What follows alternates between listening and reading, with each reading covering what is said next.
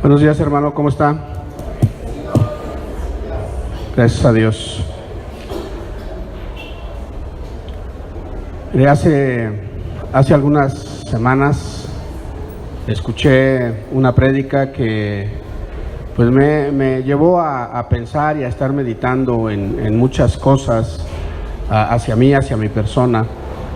Y en estas últimas semanas aquí en la iglesia, coincidentemente, se ha estado hablando pues acerca de lo mismo. De una u otra forma se ha estado predicando acerca de lo mismo, y es de esto de lo que hoy quisiera compartirle, algunas de estas cosas que el Señor ha estado poniendo en mi mente, en mi corazón, meditar primeramente para mí, ¿verdad? Al final, cuando nosotros preparamos un mensaje para compartir con ustedes, los primeros en ser ministrados, los primeros a quienes impacta la palabra, pues es a nosotros mismos. Entonces, ¿me acompaña? Hacemos una pequeña oración. Señor bendito Dios, te doy gracias, Padre, por la oportunidad que nos das de estar reunidos, Señor, en esta mañana, aquí en esta tu casa. Reunidos todos, Señor, bajo un mismo espíritu y en un mismo sentir, Padre.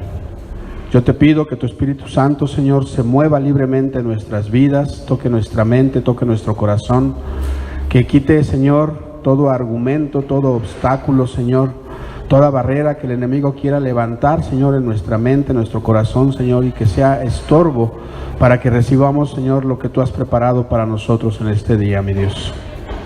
Padre, disponemos nuestros corazones, Señor, para recibir de ti, para recibir de tu palabra, Señor. Que sea una palabra, Señor, que transforme nuestra mente, que sea una palabra que nos confronte, Señor, si es necesario, que sea una palabra de exhortación, mi Dios, aún a nuestras vidas, mi Dios, pero sobre todo que sea una palabra, Señor, de edificación y de bendición para nosotros, para tu iglesia, mi Dios. Te lo pedimos y te damos gracias, Padre, en el nombre de Jesús. Amén. Tome asiento, por favor.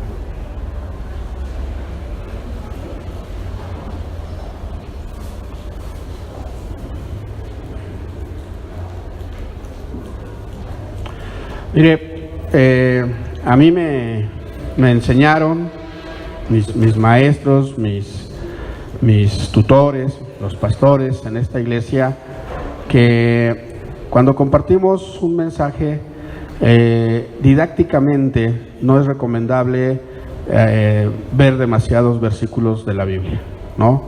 Generalmente nos recomiendan 2 o 3 versículos de la Biblia para poder desarrollar a partir de ahí un mensaje.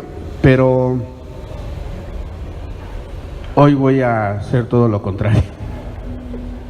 Hoy voy a desoír todos esos consejos, todas esas enseñanzas, y hoy vamos a ver mucha Biblia. Vamos a ver mucha Biblia. Entonces le voy a pedir que si usted toma notas, ¿sí?, únicamente vaya tomando notas de los versículos que vamos consultando, no los busque, ¿sí?, para que no se distraiga. Van a estar apareciendo en la pantalla y yo les voy a dar lectura, ¿de acuerdo? Entonces hoy le voy a pedir que deje ahí su Biblia, ¿verdad?, que vaya tomando notas y que posteriormente los consulte y medite en ellos en su casa. ¿Estamos? Muy bien. Mire, si nosotros vamos y estudiamos, leemos los evangelios, leemos la palabra de Dios, vamos a poder distinguir que se hace mención a varios grupos de personas. Encontramos mención a grupos religiosos como los fariseos, los saduceos, los escribas, los maestros de la ley, ¿verdad? Encontramos que se menciona, por ejemplo, a los soldados romanos. Pero algunos de los grupos que más se mencionan son a los discípulos como grupo y a la multitud. ¿Sí lo ha leído? Un ejemplo de esto lo podemos encontrar en Mateo 5, versículo 1, en donde dice: viendo la multitud, subió al monte y sentándose, vinieron a él sus discípulos. Vemos aquí cómo se menciona entonces y se hace una diferencia entre un grupo y otro grupo de personas. la multitud y los discípulos. Y así de entrada, a primera vista, ¿verdad?, podemos ver algo que caracteriza a un grupo y a otro, y es la distancia entre ellos y Jesús, la cercanía de unos y otros respecto a la persona de Jesús. Y entendiendo que cuando hablamos de multitud, por definición, hablamos de un grupo o de un número considerable de personas, ¿verdad? Cuando hablamos de una multitud nos estamos refiriendo a un grupo considerable de personas. Pero esta mañana no quisiera enfocarme en el aspecto numérico de estos dos grupos, la multitud y los discípulos. Quisiera enfocarme en algo que es mucho más relevante. Quisiera enfocarme en la mentalidad de un grupo en comparación con la mentalidad de otro. La mentalidad de la multitud versus la mentalidad de los discípulos. ¿Me acompaña? Como le decía, vamos a ver muchos versículos, vamos a ir viendo mucha Biblia y vamos a ir estableciendo esta diferencia de cómo piensa la multitud y cómo piensa un discípulo. Yo le pido en esta mañana al Espíritu de Dios que nos confronte y nos ayude a vernos como realmente Dios nos ve en este sentido. ¿En dónde estamos ubicados? ¿Somos multitud o somos discípulos? Y si yo le pregunto ahorita, seguramente usted me dirá, no, yo soy discípulo. Y qué bueno, gloria a Dios. Pero yo le invito a que al final de este mensaje volvamos a hacer esta misma reflexión a través de lo que vamos a ir viendo en esta mañana. Vamos a ver la primera gran diferencia entre la multitud y los discípulos. En Mateo 14:19 dice así la palabra de Dios: entonces mandó a la gente recostarse sobre la hierba, y tomando los 5 panes y los 2 peces, y levantando los ojos al cielo, bendijo y partió, y dio los panes a los discípulos, y los discípulos a la multitud. Recordemos el contexto de esto que sucedió, ¿sí? El Señor había estado dando su mensaje a una multitud en el monte, ya era tarde, ¿verdad? Llevaban prácticamente todo el día ahí reunidos, estaban al pie del monte, no había comida, solamente había 5 panes y 2 peces.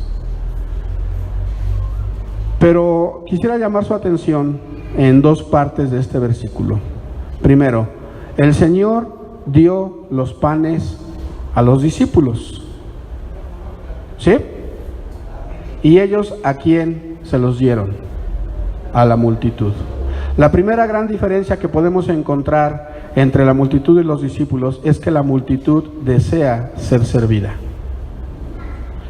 Nosotros tenemos una mentalidad de multitud cuando solamente queremos ser servidos. Y es en todo lugar, ¿eh? Si usted en su casa, como esposo, como esposa, como hijo, ¿verdad?, solamente espera ser servido, usted está pensando como multitud. Cuando usted viene a esta iglesia, no viene con una intención de servir, sino de ser servido, usted está pensando como multitud. Los discípulos sirven. Esa es la primera gran diferencia. La multitud es servida, los discípulos sirven. Y es importante mencionar aquí que Jesús usa a sus discípulos para realizar sus milagros, los hace copartícipes de sus milagros. Amén. Pero para que esto suceda, es necesario que el discípulo esté cerca. Leíamos hace un momento en Mateo 5:1 que dice que vinieron a él sus discípulos, se acercaron.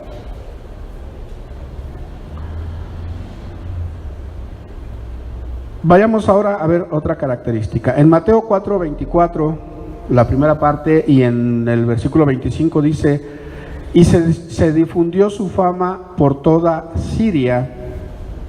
Y en el versículo 25 dice: y le siguió mucha gente de Galilea, de Decápolis, de Jerusalén, de Judea y del otro lado del Jordán.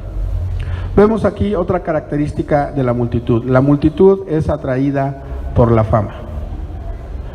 Muchas veces escuchamos de grandes eventos evangelísticos que se hacen, no sé, a lo mejor en estadios, ¿verdad?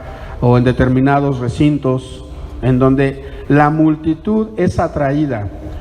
Pero casi siempre, casi todos, somos atraídos no por lo que vaya a suceder o no por la expectativa de lo que el Espíritu de Dios vaya a obrar en ese lugar, sino por quién es la persona que va a estar en ese lugar.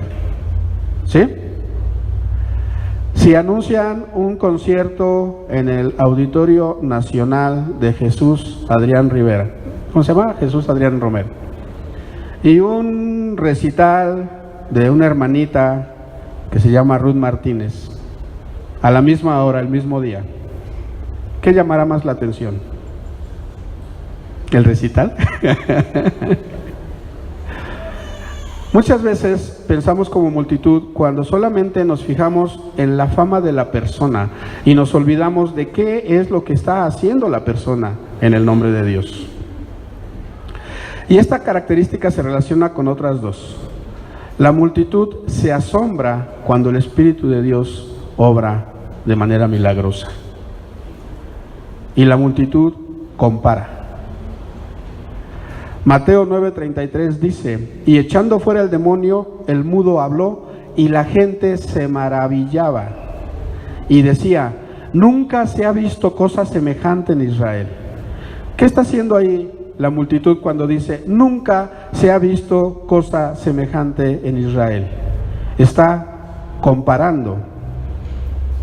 ¿Estamos de acuerdo? Y en el capítulo 12 de Mateo, los versos 54 y 55 leemos: y venido a su tierra les enseñaba en la sinagoga de ellos, de tal manera que se maravillaban y decían: ¿de dónde tiene esta sabiduría y estos milagros? ¿No es este el hijo del carpintero? ¿No se llama su madre María y sus hermanos Jacobo, José, Simón y Judas?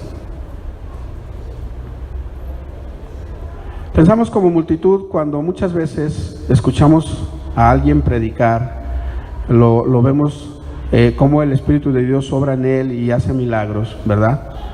Y nos maravillamos, de verdad, nos maravillamos de ver sanidades, nos maravillamos de ver cómo la gente es transformada por la obra del Espíritu a través de una persona, de la predica de una persona, de la imposición o de la oración de una persona. Pero ¿qué sucede después? Comparamos. Muchas veces comparamos. Aquí mismo en la iglesia, ¿no? ¿Qué decimos? No, pues es que el hermano fulano o el pastor fulano, no, él sí tiene unción. Se siente la unción cuando el hermano predica. Pero cuando lo hace sutanito o menganita, pues no, como que la predica no está muy padre, ¿no?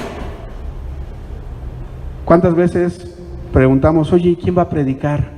Ah, no, pues va a predicar el hermano tal. Ah, no, entonces va a estar bueno, porque ese hermano es bueno, su prédica tiene poder, ¿no? Porque si fuera tal o cual, no, pues la verdad es que esos hermanos nos aburren, no nos gusta cómo predica. ¿Cómo estamos pensando, hermano, en ese momento? Como multitud. Estamos pensando como multitud.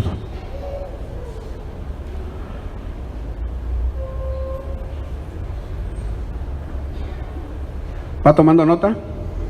Llevamos 3 características de la multitud, de cómo piensa la multitud. Primero, una multitud desea ser servida. La multitud siempre desea ser servida. La multitud se maravilla o se asombra cuando ve la obra del Espíritu Santo. Y tercero, compara. Siempre compara.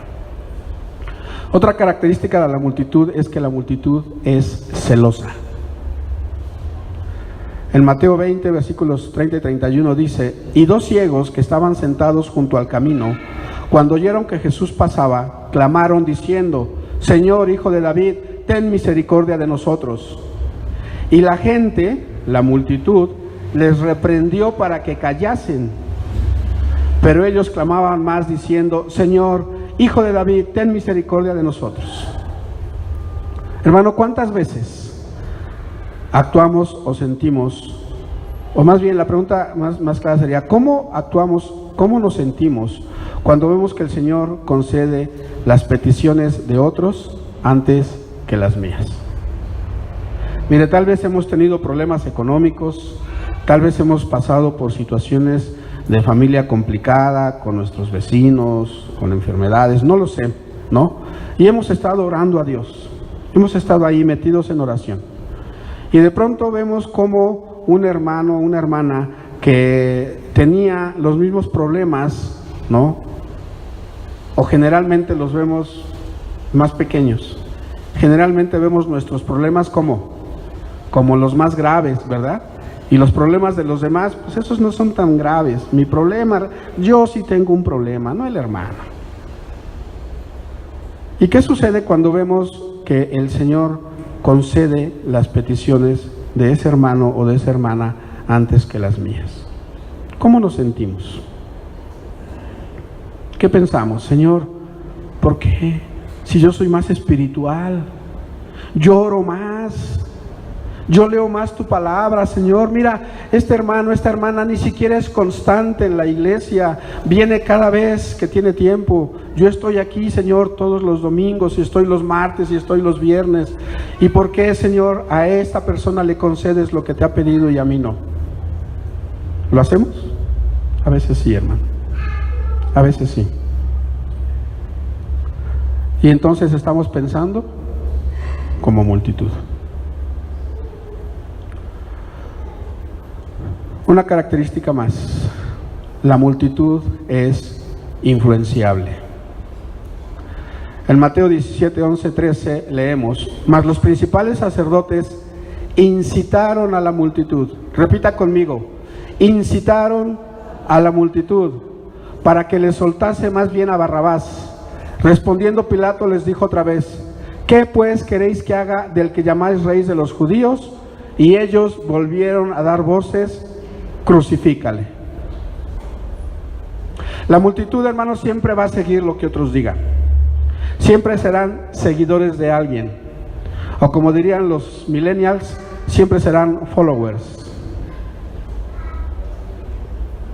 Pensamos como multitud cuando vemos que en tal iglesia se hacen las cosas de cierta manera. Cuando escuchamos al hermano fulano que dice tal cosa, y entonces pensamos: nuestros pastores deberían hacer lo mismo. En la iglesia deberían hacerlo así, porque el hermano fulano de tal, ¿no? Un hermano, por cierto, famoso, ¿verdad? Un líder de opinión dentro del evangelio, dice que así es como se tienen que hacer las cosas. Siempre hay alguien, hermano, a quien consideramos un líder de opinión. Y sí, dentro del evangelio hay líderes de opinión. Y entonces queremos hacer como esa persona dice que se debe de hacer. Y muchas veces, hermano, no consideramos, no nos paramos a pensar que nuestros pastores, que nuestra iglesia, sí, ya se ha dado una visión y una misión de parte de Dios. Y que si las cosas se hacen de tal o cual manera, ¿sí?, es porque el Espíritu de Dios está guiando a los líderes de esta iglesia a hacerlo de esa manera. Pero solamente somos, ¿qué? Seguidores. Y como multitud somos sumamente influenciables. En este pasaje vemos cómo la multitud es influenciada por los principales sacerdotes, por los líderes de opinión, por aquellos que tenían más seguidores. Ellos dijeron: no, pues díganles que le suelten a Barrabás. ¿Y qué hizo la multitud? Pidieron que soltaran a Barrabás. ¿Y sabe qué es lo paradójico en este pasaje? que seguramente muchos de los que en ese momento gritaban, crucifícale, unos días antes, ¿sí?, gritaban, Hosana, Hijo de Dios. Y seguramente muchos de ellos ni siquiera gritaban porque realmente supieran quién era Jesús, sino porque escuchaban a alguien que gritaba, Hosana, Hijo de Dios. La multitud, hermano, es influenciable. La multitud siempre se va a ir con lo que dice o un líder de opinión o con lo que dice la mayoría.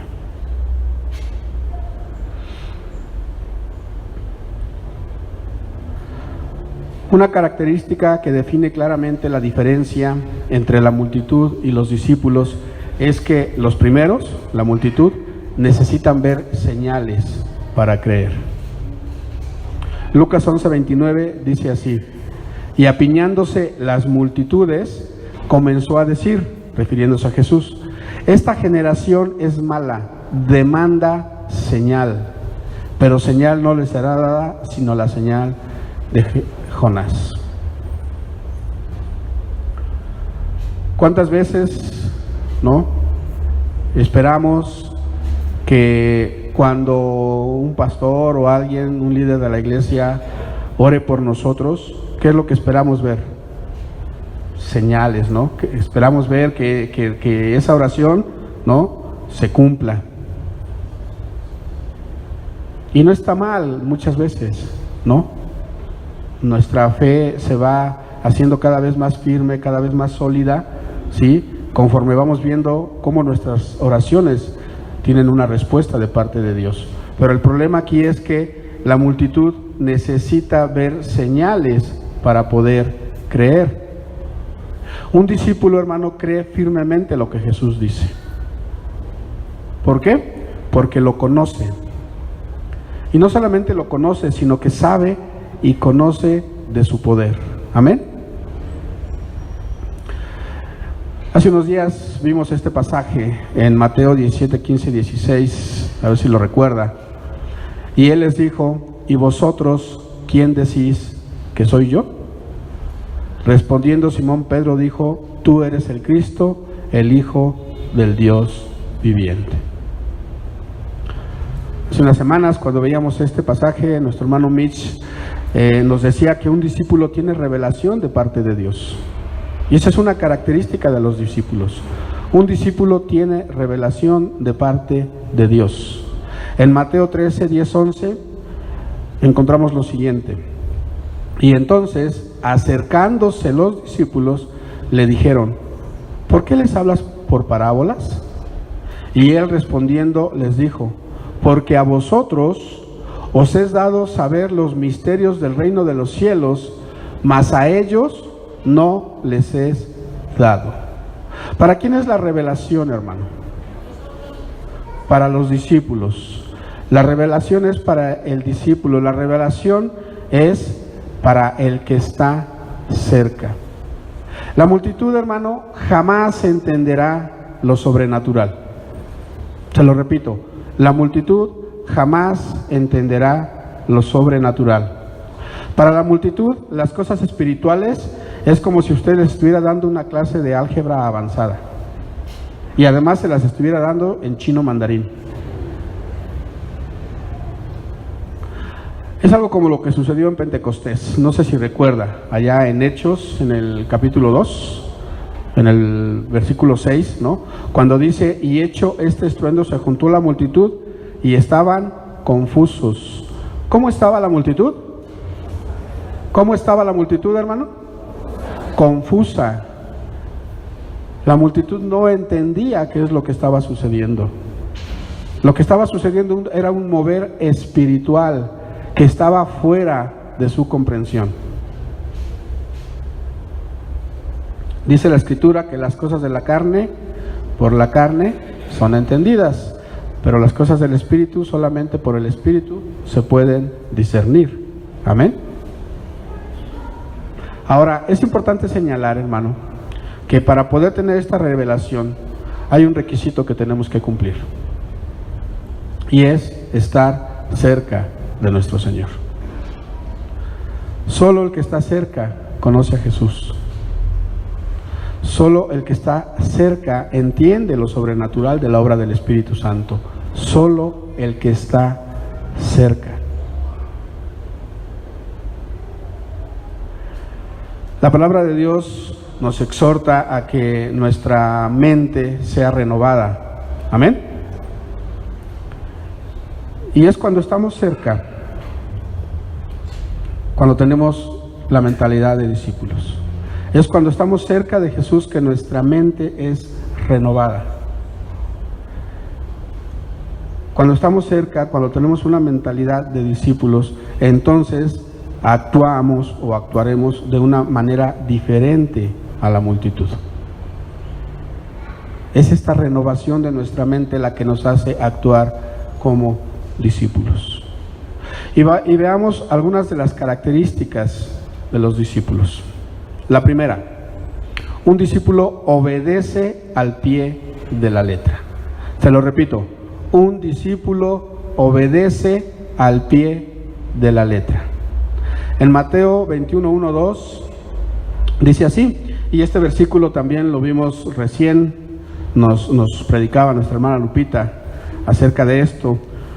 Dice así: cuando se acercaron a Jerusalén y vinieron a Betfagé, al monte de los olivos, Jesús envió 2 discípulos diciéndoles: id a la aldea que está enfrente de vosotros, y luego hallaréis una asna atada y un pollino con ella, desatadla y traédmelos.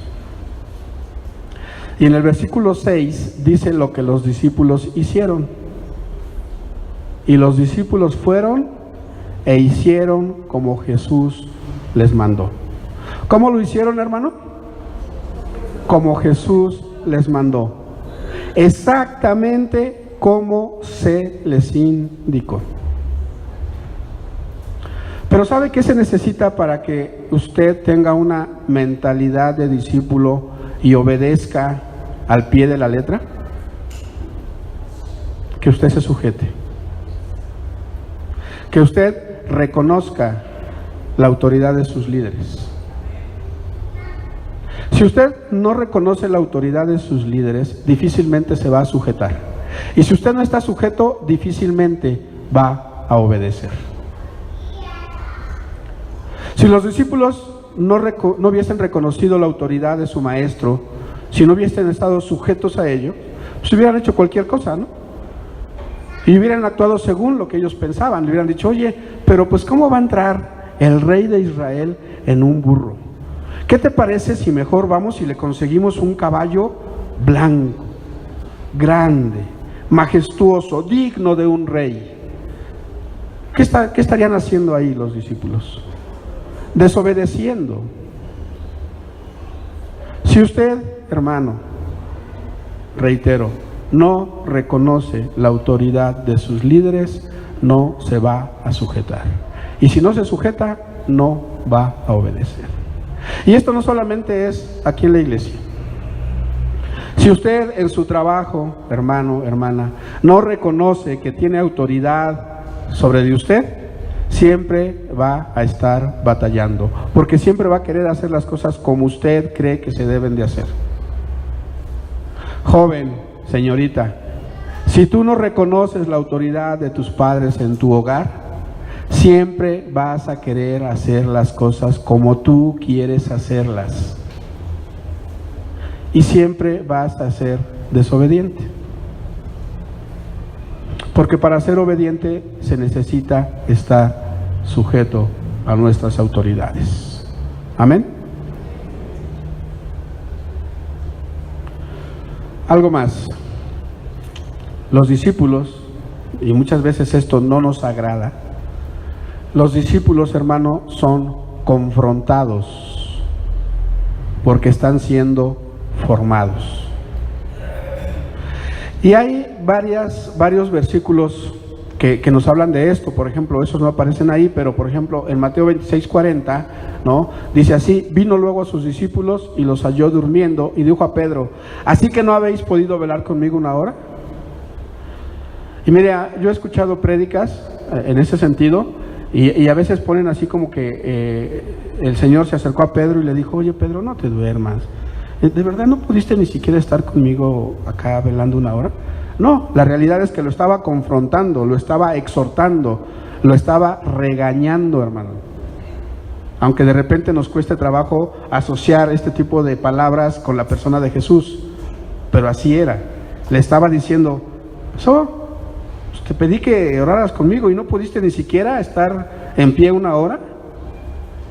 No lo estaba felicitando, lo estaba confrontando. En Marcos 4, durante la tormenta que se presenta mientras los discípulos estaban en la barca, en el mar, ¿recuerda este pasaje? ¿No? En el versículo 40 les dijo: ¿y por qué estáis así amedrentados? ¿Cómo no tenéis fe?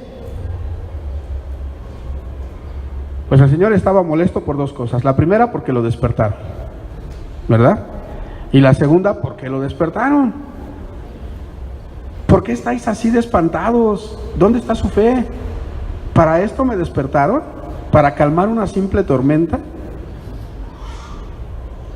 Pero es en Mateo 17, 19, 20, un versículo muy conocido, en donde creo que se ve de manera muy, muy clara cómo el Señor confronta a sus discípulos porque los está formando. No pierda de vista esto. El Señor nos confronta porque nos está formando. Dice así la palabra de Dios: viniendo entonces los discípulos a Jesús aparte, dijeron: ¿por qué nosotros no pudimos echarlo fuera? Y el Señor les pudo haber dicho: pues porque este es muy fuerte, ¿no?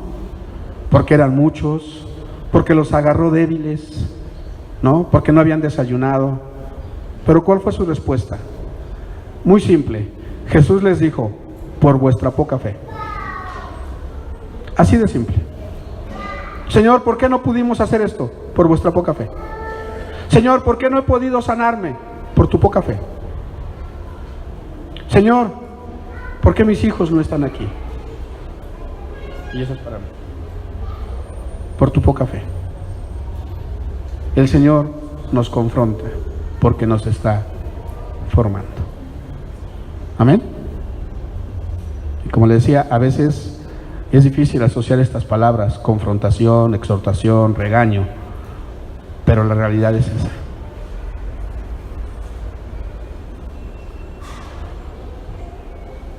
Algo que nos da la cercanía con Cristo, hermano, es intimidad. Cuando nosotros estamos cerca de Cristo, tenemos intimidad con Él. Amén. Y en esa intimidad podemos venir a nuestro Señor y exponer nuestras dudas, nuestras inquietudes. Y esta es otra característica de los discípulos. ¿Y sabe algo? Cuando nosotros venimos a nuestro Dios y exponemos nuestras inquietudes, nuestras dudas, Él nos responde. A veces de manera inmediata, a veces se tarda un poquito más, a veces nos responde como queremos que nos responda, a veces nos responde como no esperábamos que nos respondiera, pero siempre nos responde. En Mateo 13:36 dice así: y entonces, despedida la gente, entró Jesús en la casa, y acercándose a él sus discípulos le dijeron: explícanos. Tres cosas bien interesantes. Primero, la multitud es despedida. La multitud ya no está. Esto ya no es con la multitud. Y lo señalo por eso, porque esto ya no es con la multitud. ¿Sí? ¿Con quién es? Con los discípulos. Segundo, los discípulos se acercan. Si usted quiere que el Señor le responda, si usted tiene inquietudes, tiene dudas, tiene preguntas, ¿qué necesita hacer? Acercarse. Y tercero, los discípulos preguntan. Cuando usted tiene intimidad con nuestro Señor Jesús, usted puede ir a Él y hacerle todas las preguntas que quiera. Tenemos que entender lo siguiente, hermano: nuestro Señor no es un Dios de secretos para quienes están cerca de Él. Por el contrario, Él conoce nuestros corazones. Y Él sabe cuando suceden, cuando vienen cosas o situaciones a nuestra vida o a nuestro alrededor y que se nos dificulta comprender el por qué están sucediendo esas cosas. Pero Él siempre nos dará una respuesta. Ahora déjeme señalar aquí algo bien importante. Yo creo que la gran diferencia entre recibir o no una respuesta está en cómo preguntamos. No es lo mismo un porqué de enojo, un porqué de reclamo, que un porqué de querer saber. ¿Sí? ¿Y cuántas veces venimos al Señor con un porqué de reclamo, de enojo, con un para qué, ¿no? Como adolescente, ¿y por qué yo? ¿Por qué no mandas a mi hermano? Digo, me han dicho que sucede, no sé, ¿verdad? A los papás que tienen hijos adolescentes, si les haya pasado. No es lo mismo acercarnos a Dios con una intención de saber el por qué está sucediendo lo que está sucediendo. Los discípulos se acercaron y le dijeron: explícanos. ¿Y qué fue lo que hizo el Señor? Si leemos todo el capítulo, vemos que el Señor, con toda la paciencia, con todo el amor del mundo, ¿qué hizo? Les explicó. Les explicó. Por último, una diferencia que yo considero que es importantísima y que si nosotros la entendemos en toda su plenitud, ¿sí? Nada más por eso deberíamos anhelar verdaderamente ser discípulos. Esta diferencia es la siguiente: la multitud es una audiencia, los discípulos son una familia. Se lo repito, la multitud es una audiencia, los discípulos son una familia. Mateo 12:48 al 49 dice: respondiendo él al que le decía esto, no sé si recuerda este pasaje, Jesús está enseñando en la sinagoga ante una multitud, ¿sí?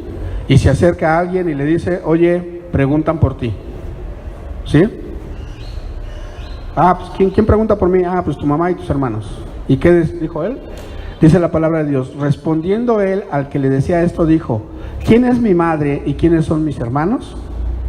Y extendiendo su mano hacia sus discípulos, ¿hacia quién? Hacia sus discípulos, dijo: he aquí mi madre y mis hermanos. ¿Hacia quién extendió su mano, hermano? Nuevamente. ¿Hacia toda la gente que lo escuchaba? ¿Hacia la multitud? O sea, dijo así, hizo un ademán y señaló a toda multitud y dijo: estos son mis padres, estos son mis hermanos. No, dice la palabra de Dios: y extendiendo su mano hacia sus discípulos, hacia aquellos que hacen la voluntad de mi Padre, dijo: he aquí mi madre y mis hermanos. La multitud es una audiencia, los discípulos son una familia. Amén.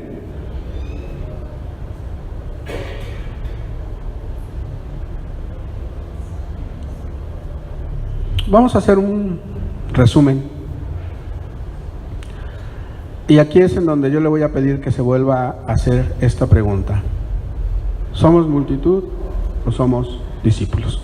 Vamos a ver primeramente qué caracteriza a la multitud. ¿Me acompaña? No sé si aparezca ya aquí en la pantalla un cuadro. La multitud es servida. La multitud desea ser servida. Primero. Segundo, la multitud es atraída por la fama. La multitud se asombra, se maravilla cuando ve las obras del Espíritu Santo. La multitud compara. La multitud es celosa. La multitud es influenciable, podríamos decir que es voluble. La multitud necesita ver señales para poder creer. La multitud, hermano, no entiende lo espiritual. La multitud, al final de cuentas, solo es una audiencia. Vayamos a ver ahora las características de un discípulo. Los discípulos sirven. Los discípulos creen. Los discípulos, hermano, tienen revelación. Los discípulos son confrontados. Los discípulos están siendo continuamente formados. Los discípulos tienen intimidad con Cristo y esa intimidad les permite preguntar. El discípulo tiene la confianza de acercarse a su Señor y preguntar. La más importante, hermano, los discípulos están cerca. Y los discípulos son una familia. Yo lo invito a que esta mañana usted identifique cuáles de estas características tenemos. Probablemente en algunos somos multitud y en otras somos discípulos, ¿verdad?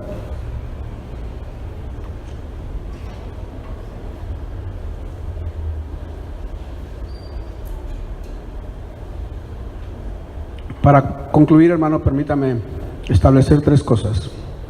La primera, tener mentalidad de multitud o de discípulo no es una cuestión de número.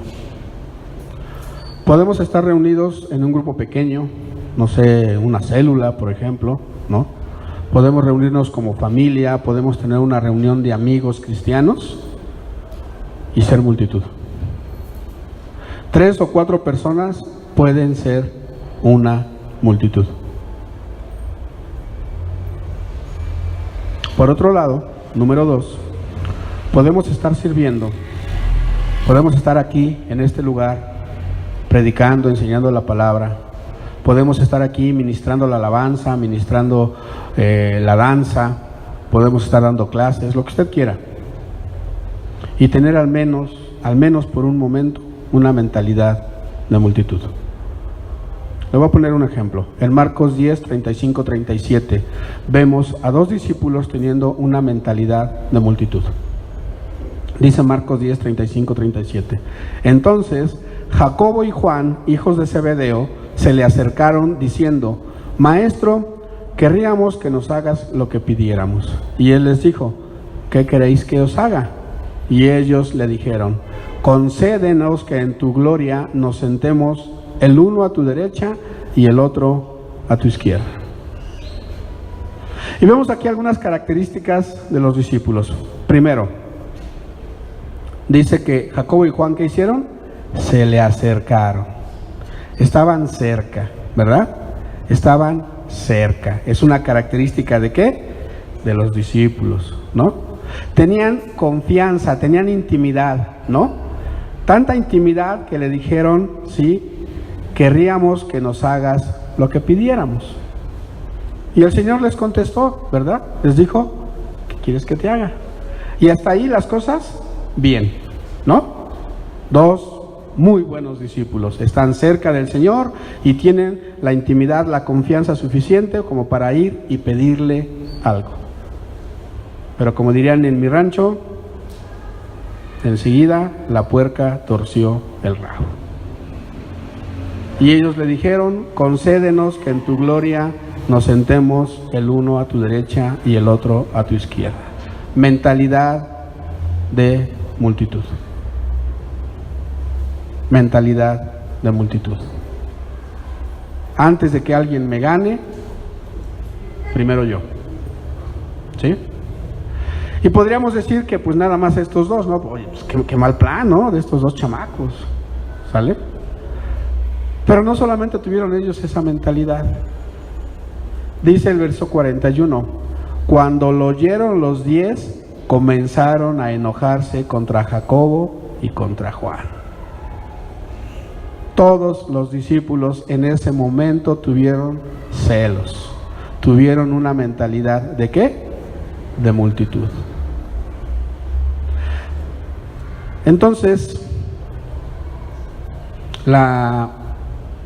el que seamos multitud No es una cuestión de número, pero tampoco es una cuestión de nuestra posición o nuestro servicio dentro de la iglesia. Amén.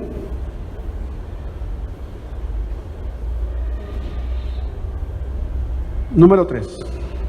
Todos, absolutamente todos, hemos empezado siendo multitud.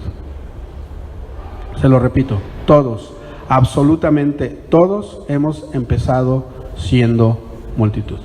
Mire, si usted y yo estamos aquí en esta mañana es porque alguien nos habló del poder de Cristo. Sí, nos hablaron de su amor, nos hablaron de su perdón, sí, pero muchos de nosotros, cuando empezamos a escuchar acerca del Evangelio, sí, estábamos metidos en medio de problemas, estábamos en enfermedad, éramos presos de adicciones, estábamos en soledad. Muchas cosas, lo que usted me quiera decir, muchas cosas con las que habíamos estado luchando sin encontrar una salida. Amén. Y entonces alguien vino y nos dijo, hay alguien que te ama y te puede ayudar. ¿Y qué sucedió? Aquí estamos. Pero todos empezamos, ¿cómo? Como multitud. Las primeras veces que empezamos a congregarnos y veíamos, ¿verdad?, sanidades, y veíamos como un paralítico, bueno, no un paralítico, pero a nosotros nos tocó ver como una persona que tenía una fractura en la clavícula, ¿sí? En ese momento fue curado. Y eso nos asombró. Y al principio, ¿verdad?, escuchábamos a un predicador y nos emocionábamos y decíamos, ¡ay, que predique cada 8 días!, ¿no? Y a la siguiente semana nos estábamos durmiendo, porque no había predicado ese hermano, había predicado otro, ¿no? Y comparábamos y seguimos comparando estilos de predicación. Y decimos, este sí me gusta, este no me gusta. Todos empezamos en la multitud. Pero ¿sabe? La palabra de Dios nos muestra que se puede salir de la multitud. Vamos a ver 3 ejemplos. No voy a leer los versículos, vamos a dar solamente el contexto. El primero, el ciego Bartimeo. Podemos ver la historia del ciego Bartimeo en Marcos 10, 46, 52. ¿Sí? Un hombre ciego que escucha cuando Jesús va pasando, ¿verdad? Y empieza a clamar que tenga misericordia de él. ¿Sí? Y va una multitud, y la multitud lo que hace es que lo reprende para que se calle. ¿Sí? Pero Jesús lo escucha y lo manda a llamar. Y entonces él se levanta y va a Jesús, y Jesús le devuelve la vista. Y a partir de ese momento, el versículo 52 dice, y seguía a Jesús en el camino. Un hombre que estaba en la multitud, ¿sí?, pero que después se convirtió en un discípulo. Seguía a Jesús en el camino. Segundo personaje súper conocido, la mujer con flujo. ¿Recuerda esta historia? Una mujer que llevaba mucho tiempo, muchos años enferma, que ya había gastado todo lo que tenía en médicos y que simple y sencillamente no se curaba. Dice el versículo en Marcos 5, 25, 29, del 25 al 29, ahí encuentra usted esta historia.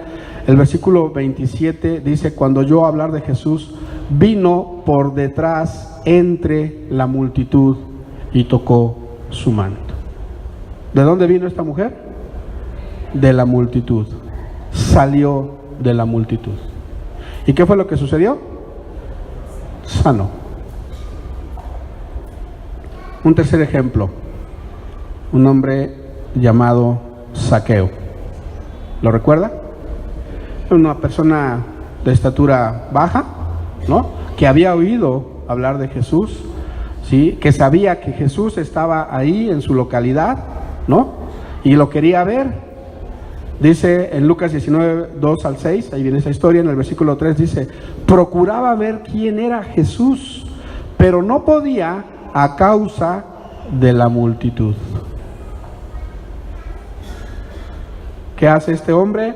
Pues no lo considera un impedimento, se sube a un árbol, Cuando Jesús pasa por ahí le dice: vente porque hoy me vas a recibir en tu casa. Un hombre que salió de en medio de la multitud. Y sabe que si usted, yo lo invito a que lo haga, si usted lee estos 3 pasajes, hay algo bien interesante. La multitud es un estorbo cuando queremos acercarnos a Cristo. La multitud es un estorbo cuando queremos acercarnos a Cristo. O se lo digo de otra forma. Una mentalidad de multitud nos impedirá tener cercanía con Él. Una mentalidad de multitud nos impedirá tener cercanía con Jesús. Amén.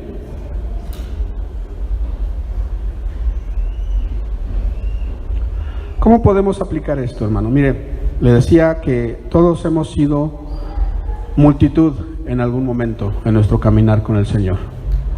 Pero es decisión, es determinación de cada uno de nosotros permanecer ahí en la multitud o tomar la decisión de dar un paso y acercarnos a Cristo. Pero esa es una decisión personal.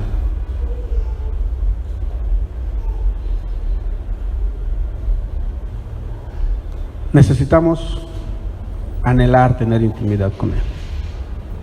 Necesitamos anhelar estar cerca de Jesús. Solamente es en esa cercanía en donde nuestra mentalidad va a ser transformada. Usted se puede quedar aquí, hermano, sentado, y se lo digo con todo el amor de Cristo, con todo el respeto que usted se me merece. Usted se puede quedar aquí sentado y continuar con una mentalidad de multitud. ¿Y sabe qué va a pasar? Nada. Pero literal, no va a pasar nada. Usted va a salir esta mañana y las veces que venga a este lugar, mientras su mentalidad no sea transformada a partir de tener un acercamiento, una cercanía con Jesús, con su Espíritu Santo, usted las veces que venga va a salir de la misma forma de este lugar, porque no va a pasar nada en su vida. ¿Quiere que pase algo? Permita ser confrontado, permita ser transformado. Sea usted un verdadero discípulo de Jesús. Por eso, en esta mañana, más que una aplicación, me gustaría dejarle una reflexión. Mire, hemos escuchado al pastor Luis en más de una ocasión compartir una visión que él tiene para esta iglesia. No sé si usted ha puesto atención. El pastor nos ha dicho en más de una ocasión que él ve que esta iglesia es una iglesia gloriosa. ¿Sí? ¿Sí lo ha escuchado? ¿Ha puesto atención? Pastor Luis en más de una ocasión ha dicho: yo tengo una visión para esta iglesia y esta es una iglesia gloriosa. Pero yo le pregunto en esta mañana, ¿por qué o en base a qué vamos a hacer una iglesia gloriosa? ¿Porque nuestros servicios van a estar llenos? ¿Porque vamos a hacer una cantidad de eventos, ¿sí?, que van a hacer que la gente hable de esta iglesia por los eventos? Se lo pongo de otra manera. ¿Queremos ser una multitud que llene este lugar? ¿O queremos ser un lugar, queremos ser una iglesia llena de discípulos de Cristo? Ahí está la reflexión. Esta iglesia puede estar llena, ¿sí? Como parte del equipo de líderes de esta iglesia, nosotros tenemos el anhelo de tener más de un servicio. Y podemos tener 2 o 3 servicios y todos a reventar. Pero pueden ser servicios de multitud, no de discípulos. Amén. ¿Por qué queremos ser una iglesia gloriosa, hermanos? ¿Por qué queremos que la comunidad, nuestros alrededores, se impacten por esta iglesia? ¿Porque somos una iglesia de multitudes o porque somos una iglesia de discípulos? Se lo dejo como una reflexión. Que Dios le bendiga.